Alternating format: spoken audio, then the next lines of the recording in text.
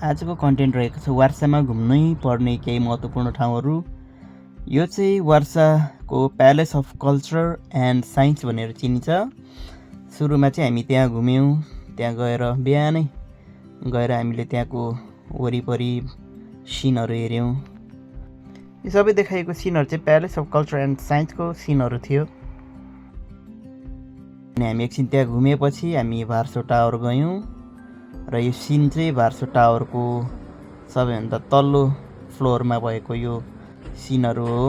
हामी एकछिन टिकट कहाँ काट्ने हो भनेर एकछिन कन्फ्युज भयौँ र त्यहाँको रिसेप्सनको अनि मान्छेहरू अनि सेक्युरिटीहरूलाई सोधेर उनीहरूले हामीलाई हेल्प गर्यो। हामीले त्यहाँ टिकट काट्यौँ। टिकट काटेपछि हामी एकछिन तल पर्ख्यौँ। धेरै मान्छेहरू थियो त्यहाँ आफ्नो पालोमा जानको लागि। त्यहाँ चाहिँ जतिखेर मलाई त्यतिखेर छिर्न नपाउने रहेछ, एउटा टाइम हुँदो रहेछ। टिकट काटेपछि एउटा टाइममा उनीहरूले घन्टामा पठाउने रहेछ। अनि हामीले त्यहाँ पालो पर्खेपछि हाम्रो पालो आयो अनि हामी गयौँ। अनि एकचोटिमा त्यही 40-50जना जस्तो मान्छे पठाउने रहेछ। अनि हामी लिफ्टमा गयौँ। झन्डै 40-50 तल रहेछ है, कति ठ्याक्कै मैले एक्ज्याक्टली भन्न सकिनँ।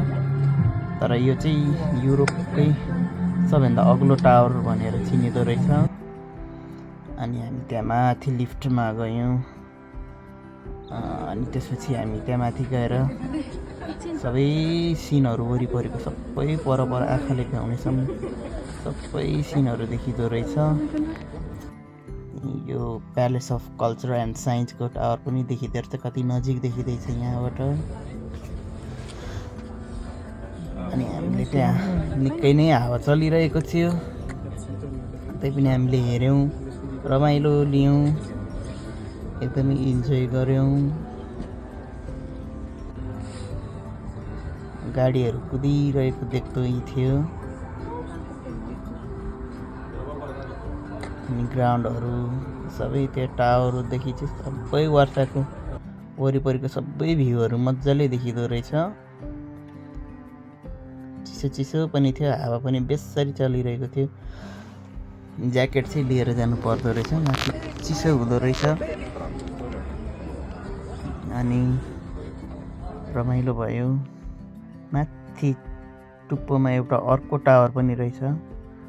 अनि त्यसपछि हाम्रो सक्यो वार्सा टावर घुमेर। त्यसपछि हामी बाहिर निस्क्यौँ।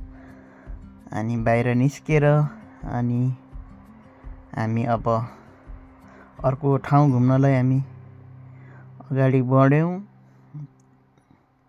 हामी अब हेर्दै थियौँ कता जाने भनेर। हामीले गुगल म्यापमा हेर्दै थियौँ हाम्रो अर्को नेक्स्ट डेस्टिनेसन। अनि यो बाहिरको सबै स्ट्रिटको भ्यूहरू हो वार्साको।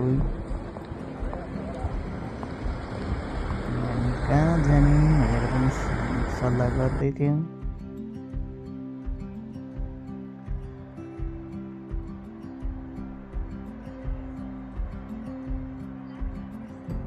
र हामीले अर्को नेक्स्ट डेस्टिनेसन मेल्टी म्युजियम बनायौँ। मेल्टी म्युजियममा चाहिँ एकजनाको टिकट 55 रुपियाँ जस्तो थियो।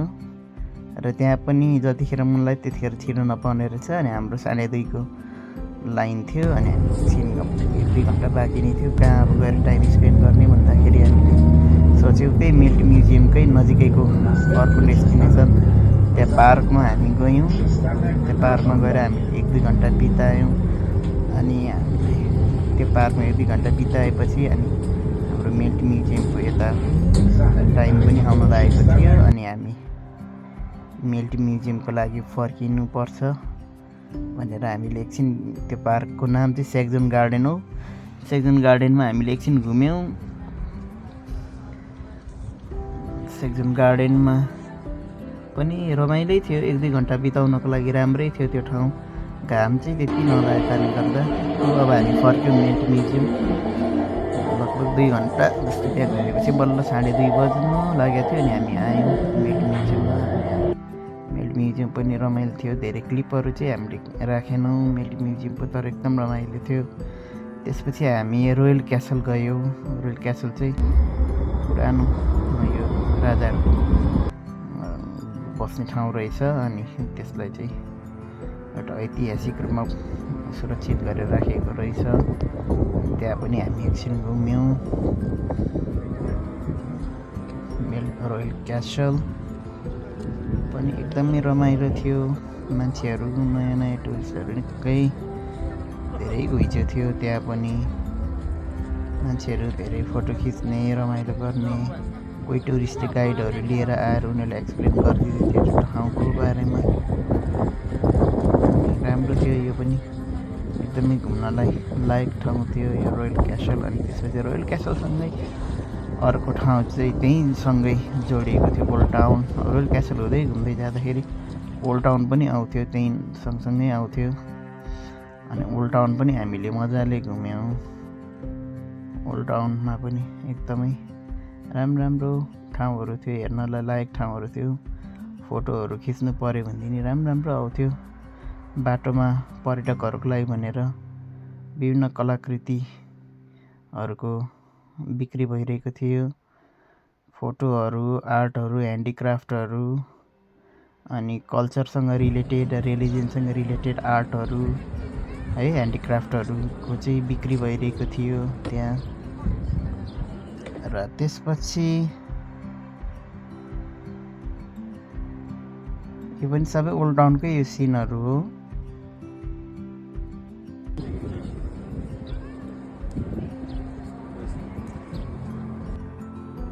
कति पुरानो कुराहरू, कलाकृतिहरूलाई सजाएर राखेको छ ओल्ड टाउनमा। ओल्ड टाउन चाहिँ एकदमै राम्रो थियो घुम्नलाई। हामीले त्यहाँ लगभग 3-4 घन्टा नै बितायौँ हामीले ओल्ड टाउनमा। एकदमै रमाइलो थियो यो ठाउँ पनि। बयान गरेर गर्न नसक्ने ठाउँ थियो यो ओल्ड टाउनको।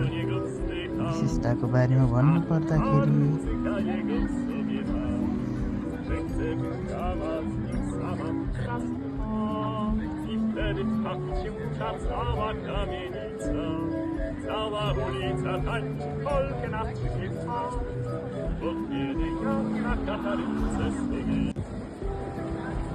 ओल्ड टाउनको स्ट्रिटमा हामी घुमिरहेको थियौँ। स्ट्रिटमा हिँड्दै एकदमै रमाइलो गर्दै, एकदमै त्यो इन्भाइरोमेन्टलाई एकदम फिल गर्दै। अनि यो चाहिँ चर्च हो ओल्ड टाउनको। ओल्ड टाउनमै छ यो चर्च पनि। चर्चभित्र भिजिट गर्न पनि एकदमै रमाइलो थियो। यो चर्चहरू हेर्दाखेरि कस्तो रमाइलो थियो यो ठाउँहरू, यो चर्चहरू एकदमै रमाइलो थियो। कोही चाहिँ साँच्चीकै प्रे गर्नको लागि आएका थियो भने कतिजना चाहिँ यहाँको कलाकृतिहरूलाई हेर्नको लागि आएका थिए, फिल गर्नको लागि। अनि त्यो टाइम चाहिँ हामी घुम्दाखेरि इस्टर सन्डे पनि परेको थियो। अनि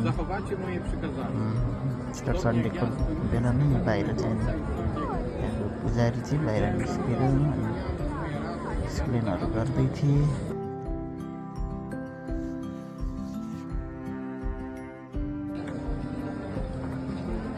Chlebie żywy, który stąpiłeś z nieba i daje życie światu. Pobłogosław ten chleb i wszelkie świąteczne pieczywo na pamiątkę chleba, którym nakarmiłeś słuchających Ciebie wytrwale na pustyni.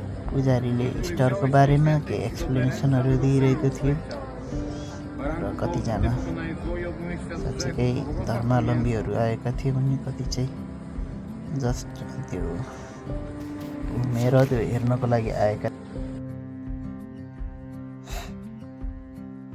यो पनि ओल्ड टाउनकै हो। सबै यो सिनहरू ओल्ड टाउनमै समावेश भएको ठाउँहरू हो। यो चर्चहरू, थुप्रै चर्चहरू थियो।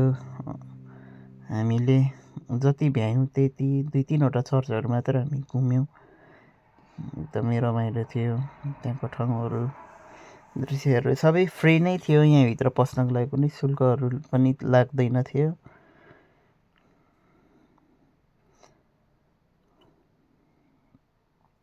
तर त्यहाँ तपाईँहरूले केही डोनेट गर्न चाहनुहुन्छ भने डोनेट चाहिँ गर्ने ठाउँ थियो।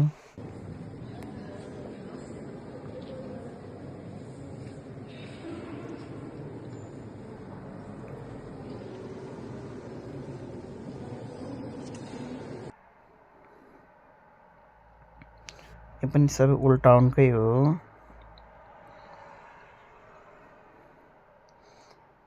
ओल्ड टाउनमा भएको चर्चहरूको छेउमा राखिएको यो दृश्यहरू हो सबै। कुनै चर्चभित्र, कुनै चर्चको बाहिर इन्ट्रीमा राखिएको सिनहरू हो यो अहिले देखाइरहेको दृश्यमा। अनि कतिजना पूजा गर्नको लागि आएका थिए, प्रे गर्न, प्रार्थना गर्नको लागि आएका थिए, अनि कतिजना भिजिट गर्नलाई, जस्ट हेर्नको लागि आएका थिए। अनि त्यसपछि हामी ओल्ड टाउन घुमेर हामी पैदल नै त्यहीँबाट नजिकै जोडिएको अर्को ठाउँ भिस्टुला रिभर पनि हामी घुम्यौँ। अनि त्यसपछि साँझ पनि पर्न लागेको थियो। हामीले हाम्रो घर फर्किनको लागि हामीले टिकट पनि काटिसकेको थियो अनलाइन नै। अनि हामीले 4-5 बजेपछिको हाम्रो ट्रेनको टिकट थियो। अनि हामी एकछिन घुम्यौँ त्यहीँ ओल्ड टाउनसँगै जोडिएको अर्को भिस्टुला रिभर। अनि त्यसपछि हामीले त्यतैतिर भुल्दै अनि हामी त्यसपछि घरतिर फर्किनलाई ट्रेनमा आयौँ। ट्रेन स्टेसन घर फर्क्यौँ।